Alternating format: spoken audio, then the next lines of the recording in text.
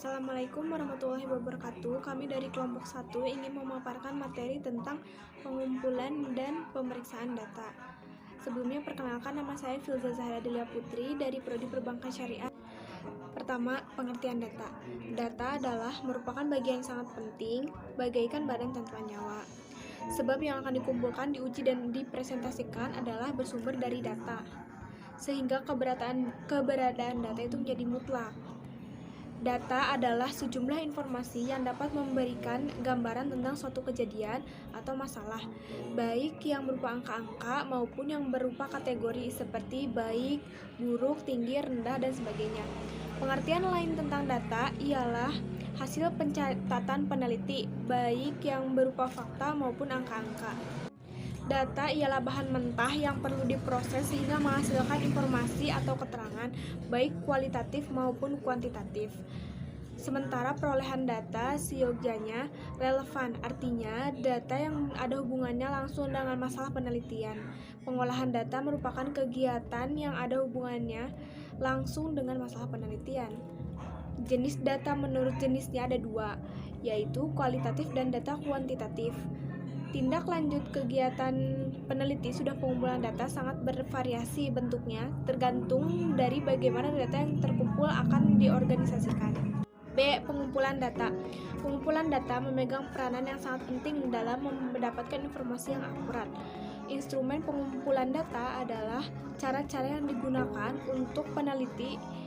oleh peneliti untuk mengumpulkan data. Instrumen sebagai alat bantu dalam menggunakan metode pengumpulan data merupakan sarana yang dapat diwujudkan dalam benda, misalnya angket, perangkat tes, pedoman, wawancara, dan sebagainya. Dalam proses pengumpulan data, seringkali yang data yang dikumpulkan berupa bilangan desimal. Sesuai ketelitian yang dikehendaki, bilangan tersebut dapat dibulatkan. Aturan pembulatannya adalah sebagai berikut. Jika angka yang mengalami pembulatan lebih dari atau sama dengan 5, angka yang di depannya ditambah 1. Dan jika angka yang mengalami pembulatan kurang dari 5, angka tersebut dihilangkan. Setelah data terkumpul, maka kita harus memeriksa data itu kembali. Misalkan seorang guru mencatat hasil ulangan matematika seluruh siswanya. Sebelum mencari nilai rata-ratanya, ia perlu memeriksa ulang untuk memastikan data yang diperolehnya tidak salah catat. Kesalahan pencatatan dan pembulatan data ini akan menyebabkan nilai rata-rata ulangan matematika di kelas tersebut tidak sesuai dengan data yang sebenarnya. Bismillahirrahmanirrahim. Assalamualaikum warahmatullahi wabarakatuh. Perkenalkan, nama saya Indah. Di sini saya akan menjelaskan tentang metode pengumpulan data. Pengumpulan data terkadang tidak hanya dilakukan oleh peneliti itu sendiri, tetapi juga bisa menggunakan orang lain yang disebut dengan surveyor atau interviewer. Nah, untuk mencegah adanya data yang bias, maka si calon pelaksana tugas ini perlu dilakukan terlebih dahulu pelatihan. Seperti diberikan cara-cara untuk mengisi formulir observasi, pengisian instrumen, kuesioner, editing, coding, dan sebagainya. Nah, untuk instrumen penelitian ini yaitu alat yang akan digunakan untuk pengumpulan data. Instrumen ini dapat berupa kuesioner, formulir observasi, dan juga formulir-formulir lainnya yang berkaitan dengan pencatatan data. Agar instrumen ini valid, maka perlu dilakukan dulu uji coba atau pretest. Untuk tahapan pengumpulan data terbagi menjadi dua, yaitu tahapan persiapan dan juga tahapan pelaksanaan. Untuk persiapan yaitu perlu dilakukan menentukan atau merumuskan tujuan, menentukan metode yang akan digunakan, menentukan teknik pengumpulan data, menyusun pedoman atau daftar pertanyaan yang akan menjawab tujuan, menentukan tempat dan data dikumpulkan dan jumlah responden, menentukan siapa pelaksana pengumpulan data. Untuk tahap pelaksanaan yaitu ada tahap pengumpulan data dan juga supervisi lapangan sebelum dibawa untuk diolah. Untuk cara mengumpulkan data sendiri itu terbagi menjadi dua, yaitu ada sensus dan survei. Nah, kalau sensus yaitu mengumpulkan data dengan jalan mencatat atau meneliti seluruh elemen Sedangkan survei yaitu pengumpulan data pada sebagian objek yang akan diteliti. Kenalkan, nama saya Luis Indriani. 3. Teknik pengumpulan data. A. Pengamatan atau observasi adalah cara pengumpulan data dengan terjun dan melihat langsung ke lapangan atau laboratorium terhadap objek yang diteliti atau populasi. B. Wawancara atau interview adalah cara pengumpulan data dengan mengadakan langsung tanya jawab kepada objek yang diteliti atau kepada perantara yang mengetahui persoalan dari objek yang sedang diteliti. C. Pengukuran adalah proses pengambilan data dengan menggunakan alat ukur yang sering disebut dengan pengukur. D. Tes dan skala objektif adalah suatu cara mengumpulkan data dengan memberikan tes kepada objek yang diteliti. E. Angket atau kuesioner adalah pertanyaan tertulis yang diajukan kepada responden. Jawaban diisi oleh responden tanpa bantuan dari responden lain atau peneliti. F. Penelusuran literatur adalah cara pengumpulan data dengan menggunakan sebagian atau seluruh data yang telah ada atau laporan data dari peneliti sebelumnya. G. Teknik kuesioner adalah daftar pertanyaan tertulis yang ditujukan kepada responden. Jawaban dari responden atas semua pertanyaan dalam kuesioner dicatat atau direkam. H. Teknik triangulasi adalah sebagai teknik pengumpulan data yang bersifat menggabungkan berbagai teknik pengumpulan data dan sumber data yang telah ada. I. Teknik sampling adalah strategi yang diterapkan oleh peneliti selama proses pengambilan sampel. Proses ini dilakukan ketika para peneliti bertujuan untuk menarik kesimpulan untuk seluruh populasi setelah melakukan penelitian pada sampel yang diambil dari populasi yang sama. Assalamualaikum warahmatullahi wabarakatuh. Perkenalkan, nama saya Siti Nur Afifah dari Prodi Perbankan Syariah Reguler Semester 2. Saya salah satu dari kelompok 1 mata kuliah pengantar statistik, akan menjelaskan sedikit materi. 1. Syarat sampel yang baik. Secara umum, sampel yang baik adalah yang dapat mewakili sebanyak mungkin karakteristik populasi. Dalam bahasa pengukuran, artinya sampel harus valid, yaitu bisa mengukur sesuatu yang seharusnya diukur. Sampel yang valid ditentukan oleh dua pertimbangan. Yang pertama, akurasi atau ketepatan, yaitu tingkat ketidakadaan bias atau kekeliruan dalam sampel. Dengan kata lain, makin sedikit tingkat kekeliruan yang ada dalam sampel, makin akurat sampel tersebut. Tolak ukur adanya bias atau kekeliruan adalah populasi. Yang kedua, presisi. Kriteria kedua, sampel yang baik adalah memiliki tingkat presisi estimasi. Presisi mengacu pada persoalan sedekat mana estimasi kita dengan karakteristik populasi. 2. Teknik penentuan ukuran sampel. Ukuran sampel adalah jumlah sampel minimal yang harus diambil dari populasi agar sampel minimal dikatakan representatif atau mewakili. Penentuan ukuran sampel tergantung dari populasinya, yakni dilihat dari homogenitas populasi dan besar populasi. Berikut berbagai cara dalam menentukan ukuran sampel. A. Pendapat Slovin. Rumus Slovin memungkinkan peneliti untuk mengambil sampel dengan tingkat akurasi yang diinginkan. Artinya, peneliti memiliki keleluasaan tentang berapa besar ukuran sampel yang perlu diambil dengan cara menentukan besarnya tingkat kesalahan atau error yang diinginkan. Slovin mengemukakan bahwa jumlah sampel minimal agar representatif adalah keterangan N kecil jumlah sampel, N besar jumlah populasi, E presentasi kelonggaran kesalahan atau misal 2%. B. Pendapat Gay.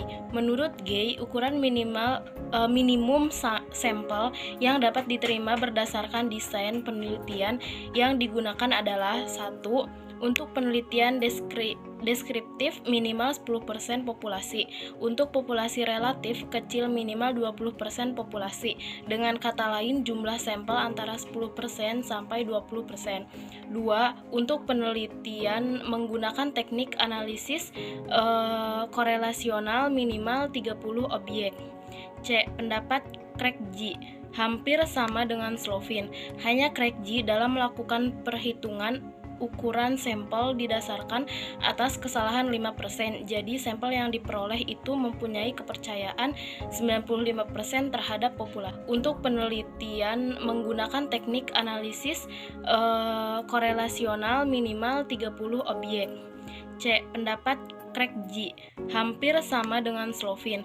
Hanya Craig G dalam melakukan perhitungan ukuran sampel didasarkan atas kesalahan 5%. Jadi sampel yang diperoleh itu mempunyai kepercayaan 95% terhadap populasi. Teknik pengambilan sampel. Teknik pengambilan sampel secara umum dibagi menjadi dua. Yang A yaitu teknik pengambilan sampel secara acak. Teknik pengambilan sampel secara acak adalah teknik pengambilan yang memberikan peluang yang sama bagi setiap anggota populasi untuk menjadi anggota sampel. Pengambilan sampel secara acak dibagi lagi menjadi beberapa. Yang pertama yaitu pengambilan sampel secara acak sederhana adalah pengambilan sampel yang digunakan apabila populasi tidak begitu banyak variasinya dan secara geografis tidak terlalu menyebar, dan di samping itu harus ada populasi atau sampel frame. Cara penentuan sampelnya, yang pertama melakukan undian, yang kedua yaitu menggunakan tabel bilangan random, yang ketiga menggunakan paket komputer apabila sudah mempunyai kerangka sampel. Yang kedua yaitu sampel strata. Dalam kehidupan sehari-hari pada umumnya populasi bersifat heterogen. Oleh karena itu, agar semua sifat dapat terwakili, terlebih dahulu populasi tersebut dibagi menjadi beberapa strata. Cara pengambilan sampel ini dilakukan dengan memperhatikan hal-hal sebagai berikut. Yang pertama yaitu unsur populasi harus sehomogen mungkin. Yang kedua yaitu antar strata harus seheterogen mungkin. Yang ketiga yaitu pengambilan sampel ini dilakukan dengan cara proporsional dalam setiap unit antar strata. Yang ketiga yaitu sampel acak berstrata. Pengambilan dengan cara ini digunakan apabila populasi bersifat heterogen, dan heterogenitas tersebut mempunyai arti yang signifikan pada tujuan penelitian. Prosedurnya yang pertama yaitu siapkan sampling frame, yang kedua bagi sampling frame tersebut menjadi beberapa strata yang dikehendaki, yang ketiga yaitu tentukan jumlah keseluruhan pada sampel, yang keempat yaitu tentukan jumlah sampel pada setiap strata dan pilih sampel dari setiap strata secara acak. Sampel pengelompokan atau gugusan cluster sampling. Teknik ini biasa juga diterjemahkan dengan cara pengambilan sampel berdasarkan gugus. Prosedurnya, susun sampling frame berdasarkan gugus. Pada kasus di atas, umumnya ada 100 departemen. Tentukan berapa gugus yang akan diambil sebagai sampel. Pilih gugus sebagai sampel dengan cara acak. Teliti setiap pegawai yang ada dalam gugus sampel. Yang kelima, sampel sistematis atau sistematis sampling. Nanti dihadapkan pada ukuran populasi yang banyak dan tidak memiliki alat pengambilan data secara random. Cara pengambilan sampel sistematis dapat digunakan prosedurnya: susun sampling frame, tetapkan jumlah sampel yang ingin diambil, tentukan K atau kelas interval, tentukan angka atau nomor awal di antara kelas interval tersebut secara acak atau random. Mulailah mengambil sampel dimulai dari angka atau nomor awal yang terpilih. Pilihlah sebagai sampel angka atau nomor interval berikutnya. Selanjutnya, sampel wilayah atau area sampling. Teknik ini dipakai ketika peneliti dihadapkan pada situasi bahwa populasi penelitiannya tersebar di berbagai wilayah. Prosedurnya, susun sampling frame yang menggambarkan peta wilayah provinsi, kabupaten, kota madya, kecamatan atau desa. Tentukan wilayah yang akan dijadikan sampel, tentukan beberapa wilayah yang akan dijadikan sampel penelitiannya. Secara tidak acak ini dilakukan jika karakteristik yang ada di populasi tidak memadai. Misalnya, jika di suatu daerah kasus kejadian penderita HIV sangat jarang, maka untuk peneliti sebaiknya seluruh penderita HIV yang ada digunakan sebagai sampel tanpa melakukan pengacakan. Terdapat banyak cara pengambilan sampel secara tidak acak, tetapi yang akan dijelaskan di sini hanya purposive sampel, insidental sampel, dan kualitas sampel. Berikut ini penjelasan lebih lanjut tentang penarikan sampel secara tidak acak. A. Purposive sampling. Metode purposive sampling dapat dilakukan ketika peneliti telah memahami karakteristik dari populasi, atau sampling dapat dilakukan oleh orang yang telah mengenal betul populasi yang akan diteliti, atau seorang ahli di bidang yang akan diteliti.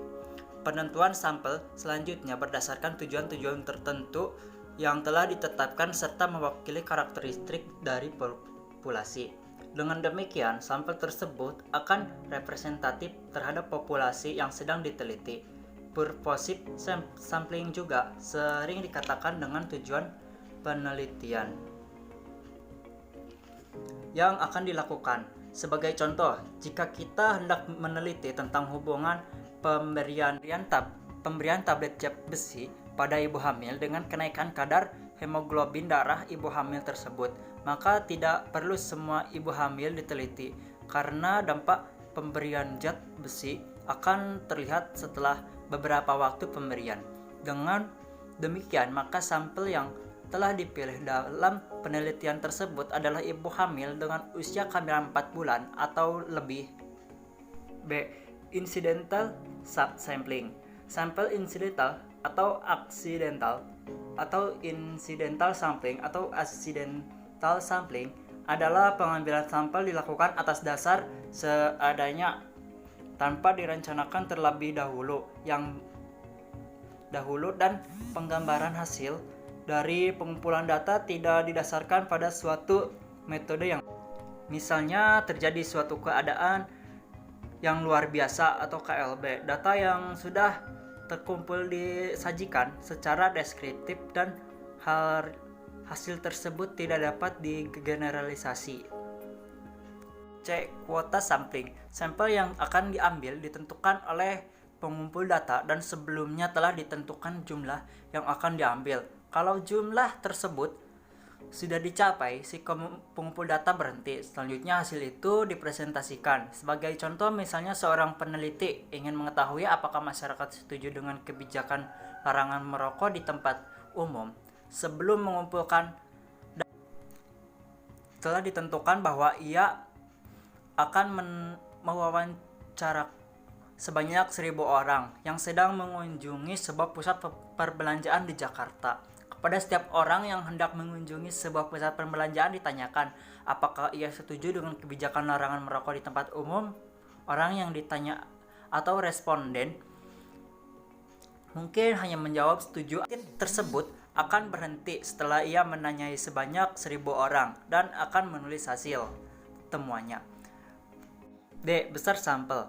Pertanyaan yang sering muncul ketika hendak melakukan penelitian adalah berapa besar atau seberapa banyak sampel yang harus diambil agar dapat mewakili populasinya. Ada dua hal yang harus dipenuhi untuk memperoleh sampel yang dapat mewakili populasinya atau representatif terhadap populasinya, yakni besar sampel dan cara pengambilan sampel. Besar sampel saja tidak menjamin bahwa sampel yang kita ambil akan mewakili karakteristik populasinya tanpa memperhatikan cara pengambilannya. Sebaliknya, cara pengambilan. Assalamualaikum warahmatullahi wabarakatuh. Perkenalkan, nama saya Dimas Pratana. Di sini saya akan menjelaskan pemeriksaan data. Data yang diambil harus diperiksa sebelum diolah. Data harus sesuai dengan kondisi yang sebenarnya. Ingat bahwa data utama yang salah dalam data akan mempengaruhi penghitungan dan hasil-hasil pengolahan data. Pertama, pembulatan data. Beberapa aturan pembulatan data sebagai berikut. Yang pertama, angka lebih dari 5 dibulatkan jadi 10 pada tempatnya. Artinya angka yang mendahulunya ditambah 1 pada tempatnya. Angka kurang dari 5 dibulatkan jadi 0 pada tempatnya. Artinya angka yang mendahulunya tetap. Angka sama dengan 5 dibulatkan jadi 0 jika angka yang mendahulunya ganjil. Dengan demikian hasil pembulatannya selalu genap. Aturan terakhir ini disebut aturan genap terdekat.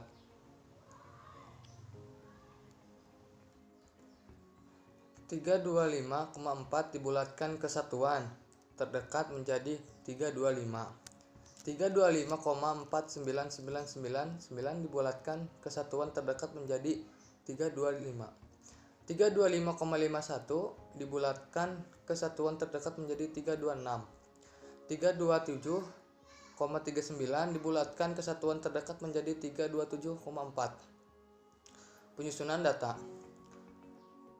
Dalam statistika, data sebaiknya diurutkan data utama terkecil ke data utama terbesar, atau sebaliknya, Hal ini dilakukan untuk memudahkan penyajian dan analisis data.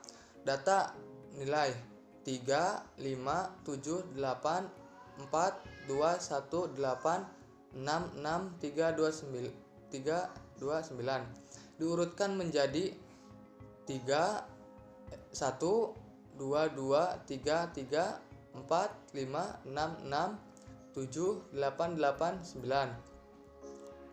Data terbesar terkecil. Sekali data telah terurut, maka dengan mudah kita menentukan nilai data terbesar dan data terkecil pada data 1, 2, 2, 3, 3, 4, 5, 6, 6, 7, 8, 8, 9. Data terkecilnya adalah 1 dan data terbesarnya adalah 9. Median adalah nilai yang membagi data terurut menjadi dua bagian yang sama banyak. Kuartil adalah aturan yang membagi data terurut menjadi seperempat bagian. Untuk membagi data menjadi 4 bagian sama besar, kita memerlukan ketiga sekat. Mungkin sekian presentasi dari kelompok pertama, kurang lebihnya mohon maaf ditutup. Wabillahi taufiq wal hidayah. Wassalamualaikum warahmatullahi wabarakatuh.